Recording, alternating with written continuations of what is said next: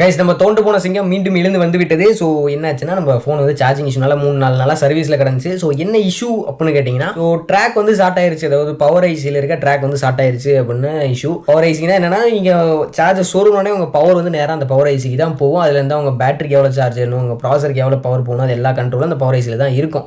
So இதில் track short ஆகுது அப்படின்னா, நீங்கள் வந்து இப்போ நீங்கள் பிசிபி போர்டெலாம் பார்த்துருப்பீங்க. ஸோ இப்போ இதுலேயே பார்த்தீங்கன்னா உங்களுக்கு வந்து லைனாக தெரியுது பார்த்தீங்களா, இது எல்லாமே ஒரு காப்பர் ஒயர் தான். ஸோ ரொம்ப மெலிசாக இருக்கும். இதே தான் உங்கள் பிசிபி அந்த பச்சை கலர் போர்ட்லேயும் இது மாதிரி தான். அந்த லைன் எல்லாமே ஒரு ஒயர் மாதிரி தான். ஸோ அது 2 ஒயருக்கு நடுவில் ஏதோ ஒரு கண்டக்டிவ் சப்ஸ்டன்ஸ், மேக்ஸிமம் தண்ணியாக தான் இருக்கும். தண்ணி இந்த மாதிரி ஏதோ ஒரு கண்டக்டிவ் சப்ஸ்டன்ஸ் உள்ளே பூந்துருக்கு. அதனால ஷார்ட் ஆகி எனக்கு வந்து பவருங்கிறது போகலை. தண்ணி எப்படி போச்சுன்னா இப்படி சுற்றிட்டு இருந்தால் அப்படி தான் போக செய்யும். ஸோ இப்படியா சுற்றிட்டு இருக்கு அப்படின்னு கேட்டிங்கன்னா, உங்களுக்காக தான் வீடியோ குவாலிட்டி இம்ப்ரூவ் பண்ணலாம்னு நினச்சி இந்த கல்டிஸ்ட் வீடியோ எடுத்து இப்படி ஆகி போச்சு. இதனால் விளைவு என்னன்னா 600 தண்டம். ஸோ இனிமேல் கொஞ்சம் செக்யூராக தண்ணியிலேருந்து நம்பிருக்கணும்.